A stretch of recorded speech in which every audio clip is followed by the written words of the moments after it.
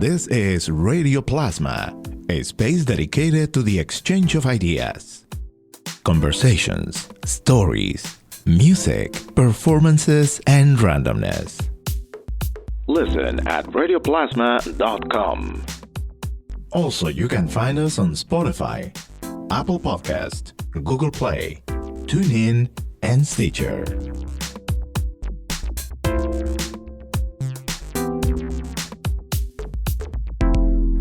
Welcome to Radio Plasma. I'm Johan Vega, and I'm so happy to get this opportunity to get back together and meet with someone I know for a long time.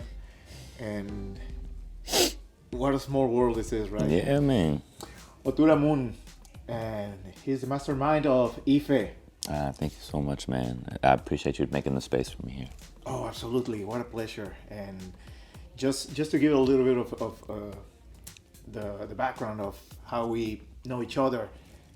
Puerto Rico, the early 2000s, Yeah.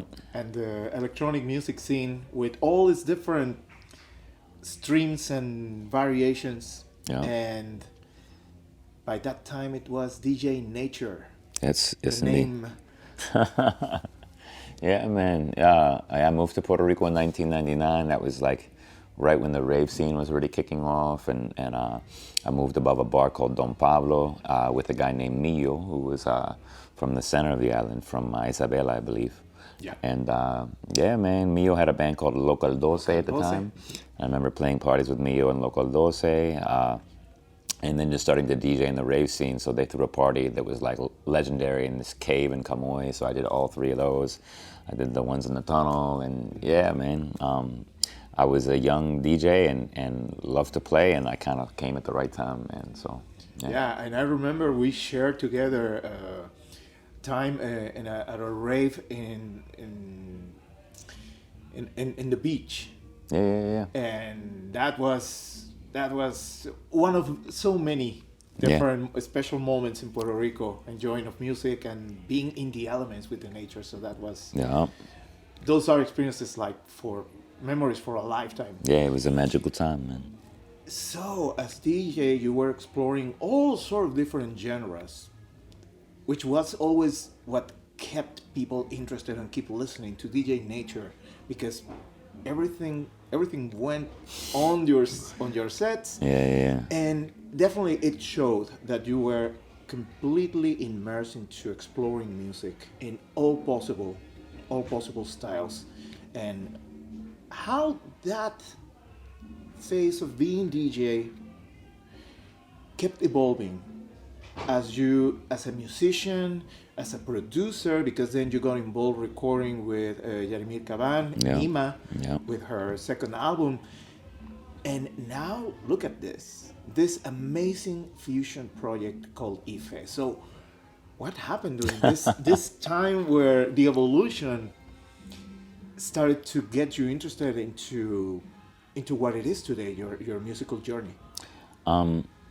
So I was definitely at a point where, well, when I got to Puerto Rico, I'd maybe been DJing for, I don't know, maybe like a year, maybe two, but I was kind of doing it for a living when I left Texas to move to Puerto Rico, and sort of continued to do that in Puerto Rico as well. But I was interested in, like, you know, other artists that were there and the things that they were making, and so right away, because I was playing a lot of hip hop, I began to make a lot of friends in the underground hip hop world. And so these are people like, you know, who became my best friends. A guy named Don Severo Cantaclaro, who I ended up making a group with, like, these three individuals: Don Severo Cantaclaro, a guy named Doctor Who, and another guy named Drucifer, that was called Ciencia Ficción.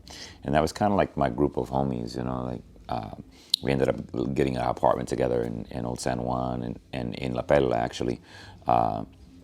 And yeah, there was a bunch of other characters like Conciencia Poética, EA Flow, Velcro, you know, all these folks.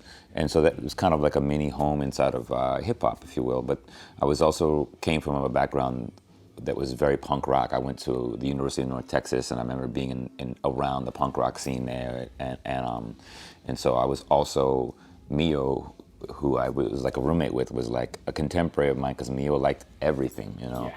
And I also had a rock group, So yeah, I was sort of into all of that stuff, and Doctor Who from my group as well was into that. When Ciencia Ficción fell apart, he ended up starting a group called Dave la 666, and sort of did his thing in that area. And so at some point, I decided I wanted to make music instead of be playing it. And so I was recording a lot of the hip hop artists that were rappers from Puerto Rico, and as well as my own project, and also met or really discovered that Jarimir Caban, who I was already playing with in Cultura Profética. With Omar Silva. Yep, she was a great singer, man, and I just sort of like pestered her to make music with me, and I wasn't able to really be involved with her first record, but I did produce her second record, which was written in large part by Rita Indiana. And so, yeah, it gave me the chance to step out of hip-hop and make something that was like, you know, rock and roll, if you will. And I remember like having to buy books like how to record electric guitar, how to record a drum set, because I was just used to tracking MCs. And so, yeah, the more I learned, the more I wanted to like, you know, not repeat myself and learn more, you know. And I ended up producing a reggae record for an artist named Young Raga at the same time that I was kind of in my off time as I was doing a Boso for Jari. And I love reggae, and so I got to make a reggae record, and it was with a guy that I really believed in, who was Young Raga. And so after that, I was like, well, I made a reggae record, I made a couple of rock ones, like, what else am I going to do? And I suppose I also felt that being a foreigner, because I'm African American, I moved to Puerto Rico. I'm not ethnically Puerto Rican, I didn't have family there, I didn't know anybody when I moved out there. I felt that if I wasn't making music in Puerto Rico, then I didn't have a reason to be there, that my purpose was to bring, I suppose, the elements and influences that I had being African American, growing up in Indiana, studying in Texas, and clashing those influences and combining them with artists in Puerto Rico to be able to make something that maybe no one could make, you know, other than myself. And I felt that if I wasn't contributing to the music that was there, then I needed to move on, you know. And so I was always pushing to be making things. And when I finished that project at Bolso and the project for Young Raga, I packed everything up and I went. This would have been 2012, and I thought about leaving Puerto Rico and where I would go. And I ended up traveling to California and getting a job in like a weed farm. And I worked for, I don't know, like 20 days and made like 10K, came back, paid rent for 6 months, and I had decided that I wanted to learn the invisible world or try and figure out what it was. And so I began to consult with the Babalao, who became my padrino in the religion, colloquially known as Santeria. And then I began to study Cuban rumba because I just always loved the genre. There were a couple of important groups there. There was a guy named Cachete Maldonado who used to play in Bacun de Zumbador, rest in peace. And there's a group named U Baire. That was an incredible group too. And so I would see these groups play, and being a drummer, it just fascinated me. It was such a rich musical language. And so I wanted to dedicate some time to learn that genre. I knew I wanted to make a producer project, but I wasn't super clear about like what it would, how I would do it, you know. And I knew I wanted to play with rumba, so I tried to program it like I used to program on drum machines, and it bored me to death, you know. And so I said, okay, it can't be programmed, so I'm just going to stop trying to learn how to play rumba and make this music. I'm just going to learn how to play rumba. And it took me like 2 years of like practicing from maybe 9 a.m. till 9 p.m. 6 days a week. And I did that for 2 years, man. And after that, I felt like, well, I'm not the greatest rumba player, but I understand the language enough to be able to manipulate it and do the things I want to do with it. And after the end of that first year, I realized, like, I can't program this music. I have to play it live. So it occurred to me that I could just add electronic sensors or triggers to the drums, and then I could sit down with people that have played that music for 20 years or, you know, or whatnot, and I don't have to explain to them what I want them to do. They just do it because they already have it in their hands and they do it really well. I'll just change the sounds and perhaps like the message lyrically or whatnot. And originally I didn't plan on being the singer for ԻΦÉ. Like, I had reached out to a couple singers and I had trouble getting people to come to rehearsals. And after about 3 months of just playing drums with guys, I was like, I'm gonna have a go at writing this stuff. You know, I kind of know what I want to communicate. And I wrote House of Love first. That was the first thing that I wrote. And then I had a friend help me put together Tres Mujeres, which was Beto Torrens and another woman named Kathy Cepeda, and then I just wrote the rest of the tunes, and yeah, it was I feel that ＩFÉ was an original idea, and it's not very often that you have original ideas. I knew that I was the first person to put triggers on hand drums and do what I was going to do with them, and so I suppose I had my wherewithal enough to know that if I could capture that on video, I would be able to travel the world. And so I recorded a video with a guy named Luis Vidal, which was the video for House of Love, and I recorded a video for Tres Mujeres, and with those two videos, within, I don't know, 4 months, we traveled. We went to Europe, played Paris, UK, Portugal, Spain, and we toured Europe, I think, 3 times that year. And when we came back, I recorded the rest of the first record. So. Well, first of all, and I want for everyone listening to this conversation to take note of all the different projects that Moon just mentioned, because it's not only about musicians like Cachete Maldonado, who are part of the traditional, typical music from Puerto Rico that identifies a lot of the rhythms of Puerto Rico, but at the same time you mention a lot of independent projects that are part of a scene that possibly people, they don't have an idea it exists, and they are amazing musical projects exploring all sort of genres.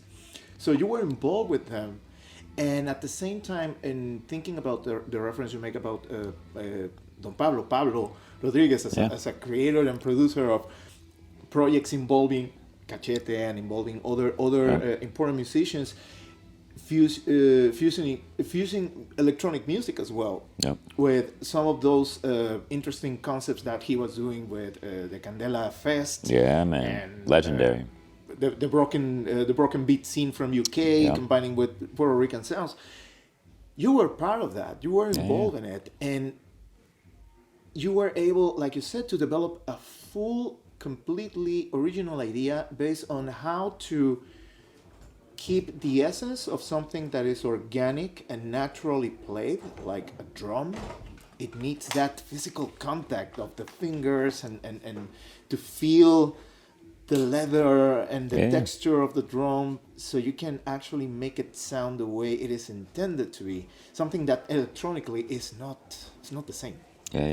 Yet you figure out a way to put them together and make organic electronic music, and at the same time incorporating all your experience and all the learnings that you got through this time, especially now by getting immersed into the Yoruba and being now officially being ordered as a Babalu. Yeah, Babalu. So I think this is the culmination of a very important point in your journey as a musician and as a creator, that now is bringing such an amazing experience that it was to listen ＩFÉ live here in Massachusetts. Yeah, man. I have great musicians that are playing with me, and these are people that have also studied this type of music, and just music in general. They're great drummers and great singers. I relocated to New Orleans from Puerto Rico after living there for 21 years in November of 2020, and I went by myself, and shortly afterwards, a singer that had just started singing with ＩFÉ named Maria Orinska, aka Lavoski, picked up and moved out there with me, and it was a leap of faith on her part. She was getting ready to go on tour with us when the pandemic happened, and was really looking forward to that, and everything kind of shut down, and so I told her, like, look, I still want to make music with you, and we did a couple lives together during quarantine as a duet, and they went really well. And she's a great singer and pushed me to go farther as a musician. I'd never sung a song in my life when I wrote House of Love. I'd never written a song in my life, and so I was always working with singers and rappers because that was what they did, and I felt that that's not what I did. And so working with her helped me to reach a new place, and I wanted to continue doing that. And so she moved to New Orleans, and then shortly afterwards, one of her students moved out there too, named Beltran, who was also here with us tonight. And it just seemed like the natural thing to ask Beltran to join us because they sing really well together. And I was finishing up the second ԻΦÉ record, Yekunmei, and it's a very singer-esque record, you know, and it's a player-esque record too. And so I purposely tried to make a record that was more difficult to play. And the songs were, I don't know, perhaps more difficult to sing as well, you know. And so it required great singing. Whereas I think like one of the lessons I learned, I always use the example of the trepandero. I don't know if you've seen that, right? Yeah. Okay, so the trepandero, for those that are listening, we have a group of drums in Puerto Rico called the panderos that play a music called plena, right? Yeah. And there are three sort of frame drums that are small, medium, and large. And usually they're played by three individual people, but there was somebody that came up with a way to play them on a harness, all three at the same time. And it became like a thing. Now, the trepandero is amazing the first time you see it because maybe you've never seen plena played by one person, and it's like, wow, that's amazing. But the second time you see it, you've already seen it. You know what I mean?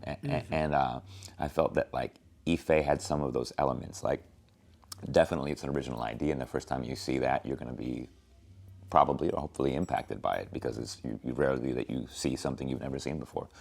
But the second time you see it, I would hope that it would impact you as well. But you know, I think the second time it's not about the trepandero; it's about the person playing it. You know, and therefore I felt like I needed to push myself harder as a musician, harder as a drummer, and I needed to find musicians that were willing to go to the place that I wanted to go to, which was a level of mastery that was just very, very high and very, very obvious. And so I tried to write that kind of music, and lo and behold, like, you know, when I moved to New Orleans, again, it was about a year ago, at the same time, there was a young drummer named Brad Broomfield who also moved, and Brad was a New Orleans native, but had been away for 17 years, and he learned bata in Philadelphia, and he's a great, great bata drummer. At the time I met him, he had just finished doing Middle Eastern drumming in Jordan for like 4 years, and he has a master's in orchestral percussion, and so he decided to move back to New Orleans like a couple weeks before I moved there. So all of a sudden, the one person in New Orleans that could play the music that I had just recorded arrived. You know, and it was just, the story keeps going in that sense. You know, I was able to connect with Jordan, who's another amazing musician, Xavier Molina, a young musician that I met too, playing rumba in the park in New Orleans, and saw that, like, he paid great attention to detail. He put a lot of love into the stuff that he was doing, and he was a great player and could sing. You know, and all of a sudden, you know, in a matter of almost no time at all, I have an amazing group put together. So, yeah, it's been really lucky. And another important aspect of this is that you are bringing together different virtuous musicians that also, as a group, are showing a representation of different cultures, Yeah. which is a reflection of the experiences of what you had while being in Puerto Rico, but at the same time being in New Orleans, which is something similar in the terms of blending cultures coming together and this syncretism of different cultures and influences becoming one that is constantly changing and evolving, and you put that together as ԻΦÉ. Yeah, it's, you know, I suppose I asked somebody what they thought about the new iteration of ＩΦÉ, and actually it was Jordan. It was one of the people that plays in the group, and Jordan said, "Well, I think the project is blacker," and they're right, and I did that on purpose. You know, part of my move coming back to the mainland after Puerto Rico was that I felt that I wanted to connect with other African Americans that were making music, and I wanted to mostly connect with Black America politically. And so, yeah, I made a point to like find Black Americans that were interested in the things that I was doing, but also at the same time, like, you know, I spent 21 years in Puerto Rico, man. You know, and so I just, I even though I'm not ethnically Puerto Rican, I'm deeply rooted there, you know, and so what I do, I mean, it's almost as if like I have a split personality in that sense, man, you know, and so I think the balance of the group that I have this time reflects kind of all of my journey, you know, and so yeah, there's like, you know, gender-wise, it's you know, there's gender conforming people, there's non-gender conforming people, there's African Americans, there are Puerto Ricans, there's Polish American, there's like there's a whole mix, man, and yeah, I think that's, you know, a world that I hoped for, and I'm happy that I'm in, you know, so. So you just released at the beginning of November your latest album, and based on the title is a continuation of a previous one that you made 3 years ago. Yep. So yeah, the first album was pronounced Ehiogbe, but it's written in a way that it looks like 1111 plus 1111. Actually, it's capital I plus capital I technically, but that sign is a sign that's part of the ԻΦÉ divination system. And that's the divination system that I divine as a Babalao. And so our job inside of the religion is divination. And we use a sign system that is similar to the zodiac sign, but way more complex. So the zodiac sign system is maybe a 12 sign system. And if I draw the fishes swimming against each other, you know that's Pisces. If I draw a bull, you know that's Taurus, right? The ＩFÉ divination system, instead of being 12 signs, is 256 signs, and they're written in a binary way, either open or closed, or ones or zeros, or something to that effect. So 11111 plus 1111 would typically be written vertically with like parallel lines running down on one side and lines running down on the other with a cross in the middle. You can't do that on a computer, so I wrote it horizontally, and it ends up looking like, you know, maybe 1111 plus 1111 or something like that. That's the first sign, Ehiogbe. When that sign comes out in divination, it means pure light, open roads, the beginnings of things. It also means separation because you have two parallel lines that never meet. Now, the second sign, Yekunmei, which is the title of this record, would be written 0000 on one side and 0000 on the other side. So if you look at it on iTunes, it looks like 0000 plus 0000, and it's pronounced Yekunmei. That sign is the opposite of Ehiogbe. So it's sort of the yang to the yin of Ehiogbe. And so when Yekunmei comes out in divination, the night is born, death is born. In prophecy, what you need to do is embrace death fearlessly as part of the natural life cycle. Right. So here the energy is perhaps a little bit darker because we're talking about the night. If the sign comes out and you're out of sync with the energy, it means that death is at your doorstep. If you're in sync with its energy, it means that your ancestors are giving you strong support. So, yeah, together these signs become yin and yang, and they become one work, one complete work. So, yeah. And we were able to enjoy some of the tracks of this latest album, the performance, which I will describe your performance here in Bombyx as a whole experience. Just that, a whole experience with no other ways to put anything that could move it to something in particular, because it was cathartic, it was festive, it was strong, it had its moments of pain and suffering and sorrow that through the rhythm and the crescendo and the speed of the beat showed up that need to just blast out and let it go and release that energy, looking for transformation in it. Sure. So, yeah, it was a whole experience. Beautiful. Yeah, the funny thing about those two signs is Ehiogbe and Yekunme are thought to be the mother and father of the other 254 signs. So with those two signs, you can birth the other 254, which means that I'm giving you the building blocks of the universe. You know, you don't need anything else. It's just those two things, and from everything else comes what we understand to be the universe. So it was, you know, I maybe didn't immediately think that I was going to make a companion piece for the first record, but it sort of made sense after the point. And it was funny, I'm an old comic book collector, and there was a issue of the X-Men that came out in like '86. I'll show you my age here. That was dedicated to Storm, and it was 2 issues written by this guy drawn by this guy named Barry Windsor Smith, and the 2 issues were called Life, Death 1 and 2. And it was like the first time I probably saw like a black comic book character. And at this point, Storm, you know, was already one of the X-Men. I think it's like X-Men 182 or something. So Storm had been around for a while. But this one was cool, particularly because Storm was also without her powers. And in this era of the X-Men, ended up becoming the leader of the X-Men. And that was something that made an impact on me, too. And as I was, like, flipping through old comic books to show to my nephew, I saw these, and I was like, oh, man, this is similar to the record that I'm making.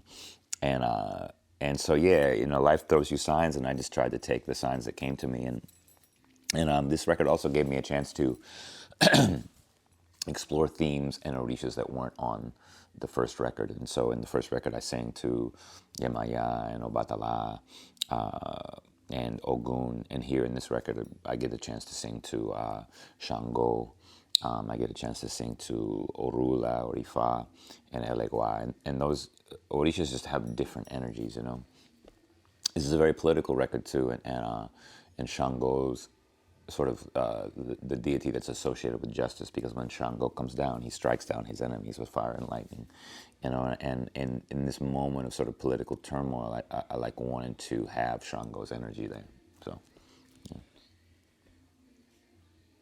I think seeing this journey of your process as an artist, as a musician, as a producer, as a creator, and also as a human being, what an amazing way to get together, see each other after so many years, and enjoying what you are doing today, which is powerful, which is inspiring, and which is also a way to pave the way for more artists to continue doing this with an intention of being creative, but at the same time to innovate and to continue inspiring the next generation of musicians following on the steps of what is happening today. Yeah, man. You know, I'm. You know, I definitely. It was weird making music during the pandemic. It's kind of funny. It's ironic because I wrote this record almost in complete isolation, and I played all the instruments basically. And sang almost everything until it came time to do the chorus singing. And so, you know, you have call and response. I don't want to respond to myself. So, I had Lebowski there, who recorded almost all of the chorus vocals, and then Beltran recorded quite a bit there as well. But I was really alone in the process, and wanting to not be, you know. I felt that because it took me about 3 years to do this last record, and you know, I wrote the kind of songs I wanted to play, but I wasn't capable of playing some of them, you know, and it took me a while to find my voice. Like the first record, like a song like House of Love, I'm almost whispering the lyrics, and it's because I'm a new singer and I'm not really used to hearing my voice, and I'm timid, you know, and so Prayer for Shango required a voice that was very full and upfront and in your face, and I just wasn't capable of delivering that, and it took me, I don't know, man. And some of these songs took me, I had the beat for them a year and before I was able to like actually deliver a good vocal on it, man. You know, or a vocal that I was like, yeah, that was the one that I heard in my head as I was making this, you know. And so as I'm pushing myself to the edge of what I'm capable of doing, I got to kind of a place where I knew I had reached I want to put this record out. I'm not going to get any better. So now, but I want the music to be better. And so there, I was able to reach out to people, the collaborators, which is something I didn't do on the first record. And you know, aside from perhaps Jadimin, you know, and Beto Torrens also sang on the record. And you know, I don't want to take away the things that they did because they contributed in just gigantic ways. You know, but here, I suppose I reached out to people that did things that I just don't do at all, you know. So I reached out to a guitarist named Saint Ezekiel, and he guested on Wednesday's Child, and he also plays guitar on Heart Full of Love. And yeah, he just brings something amazing to the table, man. I met a young sort of soul singer when I moved to New Orleans named Lex, who reminded me of like a young Donny Hathaway or a young Prince. And I love soul music, but I just can't sing like that. But I want to be around it and I want to learn from it. And so I invited Lex to record on the record, and he just brings something that, you know, would take me 20 years, maybe never to be able to do, you know. So, and then I was able to work with a woman named Daniela, who has a group called the London Lukumi Choir. And I met Daniela at a religious tambor in New York in 2019.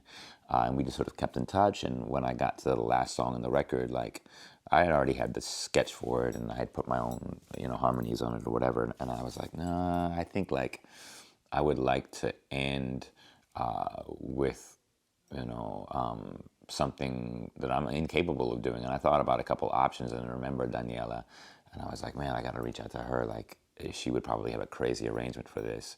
And we connected, and she dug the sketch and agreed to record the choir, and just made a really beautiful arrangement that was way, way beyond anything I could have come up with, you know. And so in that sense, like, even though I suppose I was alone the whole time, and I did all of these things remotely, you know, I'm sending, you know, St. Ezekiel tracks, or, you know, Lex, I had seen him on like a Facebook Live singing in New Orleans with a friend of mine, you know, but I'd never met him. And so I hit him up online. Oh yeah, man, Lex, I'm this guy. And he came over one day and picked up like what do you call those? An interface, and I gave him a mic. He took it back to his house, and we just emailed tracks back and forth. We're in the same city, you know. So yeah, man, it was cool, you know. I'm thankful for the opportunity to have musical peers, I guess. So the way I suppose that relates to your comment is that, yeah, man, I too like was looking for musical peers and looking for ways to grow, you know, and I wanted to be inspired by other people and the things that they're doing. And so, yeah, that's a big part of this move. And I definitely have had people hit me up that are from around, well, last night I was in New York playing, and there's a woman who has a group called La Perla, who's a Colombian drummer. There's another group called La Dama, I believe, as well. Yeah. Yep. And so one of their members was there last night, and she and I chat kind of on Instagram all the time. She's an amazing drummer, man, and I'm inspired by the things that she's doing, you know. And so it was great to meet her. Zenia Rubinos was there last night too. I think Jenny is an amazing musician as well. And so, yeah, man, they only know me because of ԻΦÉ. You know what I mean? And so it's great to have the music sort of be a catalyst for meeting other artists and being able to share and grow, man. So, yeah. So definitely this is just one point of this journey that continues, and definitely more things will come. Is there any plans, any projects that you are working on currently? I know, like, there's a couple songs I want to make for Lavoski, man. She's a great singer, and so, you know, we'll see if we kick out a Lavoski EP. If she lets me produce it, we'll see. And yeah, I'm interested in like combining sort of my approach to production electronically to New Orleans music, and just seeing like what, you know, because I know Cuban rumba, you know, well enough, and I know the music of the Orishas, all the Bata stuff, but I don't really know New Orleans music and New Orleans drumming and whatnot. So there's a lot to really dig into. I would be super curious to like see what I could do like in a blues context too. I heard like a L.R. Burnside track the other day, and I was like, oh man, I could do something crazy with that. And there's a singer I like called Sun Little that's out to. He's almost kind of like a new blues kind of thing. That yeah, man.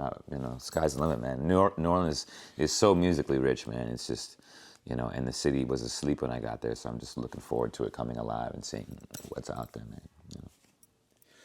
For people who got captivated tonight at your show, and for people who want to learn more about your work and your projects and everything that you are doing as IFE, how can they get to access this music and information? So IFE is on Spotify and Apple Music, all the streaming platforms. The new record is called Yekun Mei, but if you were to Google IFE 0000 plus 0000, so 4 zeros plus sign 4 zeros, you're gonna find the new album and whatever's written about it and all the platforms. You can also go to ifemusic.com, or I'm sorry, ife-music.com. We're on Bandcamp too, so I think it's Grupo Bandcamp at ife.com, or Grupo Ife at bandcamp.com. I started like a fake botanica when I got to New Orleans, where I basically make stuff for the for Orisha practitioners, and it kind of doubles as like a Ife merch store. So I taught myself how to screen print during the pandemic and just started making a bunch of stuff, and all that is the name of the botanica is Ghost Town Mini Mart. So if you go to ghosttownminimart.com, it's basically like the Ife merch spot, and I have like all the vinyl records and all that, like randomly. There's great radio in New Orleans, and I was supposed to meet with. I met with a guy from a WWOZ. It's like one of the stations out there, about getting a radio show. His name was Bryce, and I met Bryce at a record pressing plant, and he had just bought into a record pressing plant. I didn't know there was one in New Orleans, and so we met there, and it was the same day that I got a quote for pressing the new Ife record. And I didn't really like the quote. I was like, oh man, shipping's crazy. And lo and behold, that day I walked into a record pressing plant, and the plant is 4 blocks from my house. And and Bryce was like, oh, you should press it here, man. Let's press it here, blah, blah, blah. And so Bryce convinced me to press it there, and offered me a job. And so I started working at the plant. It's 4 blocks from my house. And so I was able to press the record myself, basically. Wow. And have a hand in the process, and meet like a whole slew of folks that are, we work at the plant, man, so it was really crazy. It's like some Laverne and Shirley, record pressing, blah, blah, blah. But I was able to, I had sold out of my first record, Ehiogbe, so I repressed Ehiogbe and then pressed Yekun Mei at the NOLA record pressing plant, man. So, Bryce put the records in the car and drove them over to my house, and we dropped them off, man. So it's been cool, man. It's a really wild community there, but it's been a lot of love, a lot of love there. So, yeah. Well, Moon, thank you so much. Nothing to it, man. For this time to reconnect, to catch up. Yeah, man. And also for this amazing experience, listening to your music, and for putting together this whole project, bringing together young talent, representation, this amazing energy that definitely is something that our society needs right now in order to stay alive and stay energized with something to look forward in life, and if it is not music and dance, through the joy of being all together, I don't know what it will be. So man, thank you so much for this. Nothing to it, man. That's exactly what I was hoping for, man. It was it's what I was hoping for, and so I'm happy to be able to contribute in some way, man. So yeah, man. This is our conversation with Moon, the mastermind of IFE, and I hope that you enjoy of this music and support it, because this is the way that we can continue growing and learning more about multicultural ways of being through music. Thanks for having me, man. Thank you. Yeah.